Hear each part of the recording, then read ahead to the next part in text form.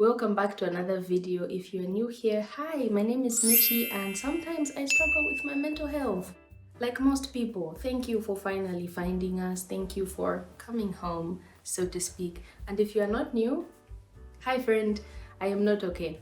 So I am here to talk about it. For a long time, I was waiting for something to happen so that I can finally be fine. My thinking was, in the same way my brain just decided to not function the way I needed to function, I thought it would just right itself, and I have been waiting on that for a very long time. I would like to share with you the perspective that has resulted in a lot of the emotional and mental growth that I've experienced over the past 2 to 3 years, that I've actively been focusing on making my mental health better. I thought that if I lived in a different country, or if I had a relationship, or if I achieved certain things, or if I looked a certain way, if I was a certain weight, then my mental health would just fix itself and things would go back to normal. I'm still convinced that money is the real mental health fixer. But when I had these things, I still happened to be struggling with my mental health, much like today. A perspective that I don't see getting pushed a lot on the internet is that if it's not money, if it's not like cars, if it's not relationships, if it's not your location, maybe it's you. Maybe it's on me to sort that out because none of these other things are gonna work. So it's my responsibility in the sense that other people won't and can't save me from myself. It's no secret that I love my family. It's like I literally picked up a pen and paper and wrote down the ideal family, and that's kind of the family that I have. But even though I spend every day with these amazing people, brain still doesn't function right. Anxiety still catches me by the edges and drags me around. I still get very sad from time to time. That's just how it is. Like, you can be surrounded by great people and you can be in a great environment, and your mental health is still up to you. Like, it's still for you to maintain. It's still up to you to make sure that you are doing well. And I think a lot of my misconceptions stemmed from the fact that I used to think dealing with mental health is easy. It's like, okay, so I have a diagnosis, I know exactly what the problem is. Now I'm just going to will it away, or I'm going to pray it away, which I'm not saying that prayer doesn't work. Hear me well, that's not what I'm saying. That's another video. I'm just saying that my understanding of these things was shallow. I thought that if I do my skincare and I take myself out for coffee and then I take a walk and I take some pictures, I would be fine. But taking care of your mind is the same as everything else in this life. Is not simple. It's not easy. Like, keeping fit isn't easy. Keeping your spiritual life healthy isn't easy. It's the same with mental health. It's not something that you can just do once or twice and then everything's fine. I'm so sorry.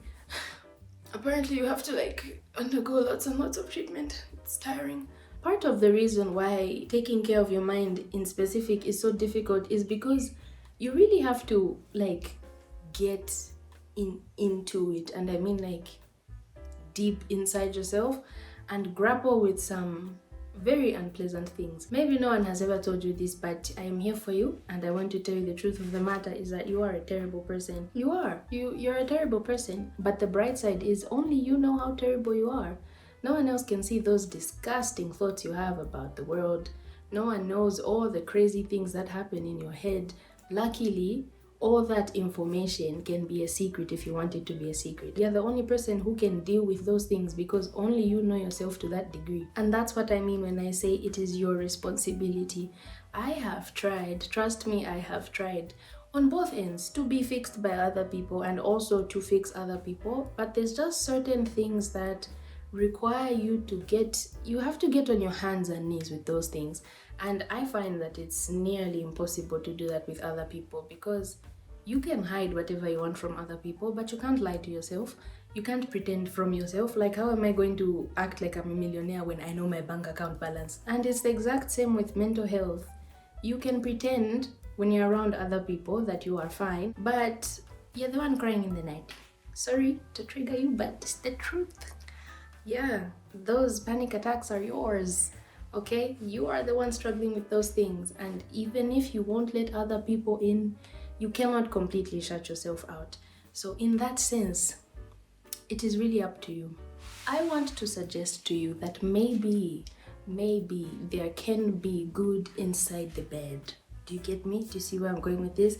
It's going to sound like a lot of optimistic rubbish that you probably don't want to hear, but I'm going to say it because, believe it or not, it works. So I'm very embarrassed that I fell for it, but I mean, if it's a delusion, it's a delusion that helps. So if you're a Christian, this is like, the belief that God loves you and no matter what, you are actually going to be okay. And maybe the things that are happening in your life aren't entirely bad because there's a way to derive some sort of good out of it. But if you're not Christian, I guess this would be the equivalent of the universe isn't out to get you. And the things that happen for a reason. I know. I mentioned recently that I got kicked out of school. Unpleasant experience, tears everywhere, all hope was lost. I thought the world was ending, sun was falling down on my head, no one could understand me. I was by myself in this massive universe. I trusted Michi with one job, get the degree. She failed to do that, and I just thought, whew, you backstabber. I started to make videos, and when I started to make videos, it was helping other people. Like, I can't even tell you how many people have let me know that simply sharing my experience has made their experience better, or simply telling people that I'm not okay gives them courage to do the same thing. Good inside the bad. And I'm not saying I would do that again. No, I'm fine. Thank you. I'm developed as a character. But my point remains that I didn't know at the time that there could be any sort of good to come out of the things that happened to me. And I was just doing things. I didn't even plan it. But it did turn out for good. So the universe or God had a plan all along. It's actually just okay. And life will go on and things will happen for you. Amazing things that you didn't even plan. And you'll still be mentally ill. No? But anyway, besides that, a reason why you sort of have to start to carry your own weight when it comes to the things that you're going through is that other people are struggling, believe it or not. I know this world is not all about you. Sorry. Yeah, I was just as shocked. A few months back, I said, what? This is my world and you're all renting. But apparently no, we share this existence, we share this reality, and many people feel this sense of not okayness to varying degrees, where really it just sucks for everyone, So it's not fair for you to use your diagnosis as a weapon or as an excuse to make other people's lives difficult. And I know this can be very hard to understand and even hard to practice because you really just need all the help you can get, right? It's like one day you were fine and then you weren't, and you don't even know what to do with yourself, and you kind of expect your parents or people who are older than you to know what to do with you. That might not be the case.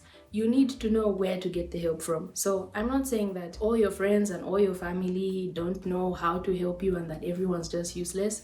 They have their own ways of helping. You can't expect your healing to primarily come from people who aren't therapists. It's just not a good idea. Trust me. Don't expect your regular friends and your regular family to be therapizing you and even getting upset with them when things don't turn out well, because, bro, they need a therapist too. Everyone needs a therapist. Your pet needs a therapist. YouTube needs a therapist, okay? Some people get paid for you to tell them their problems. I don't. To be very frank with you, I love you. I love you so much. But hey, some things are above me. They are above and beyond me. Some things, this really just a job for God. I'm so sorry. It's not always easy for people to take care of themselves and take care of you at the same time. And you have to be mature enough to understand that. And none of this is easy. I completely understand.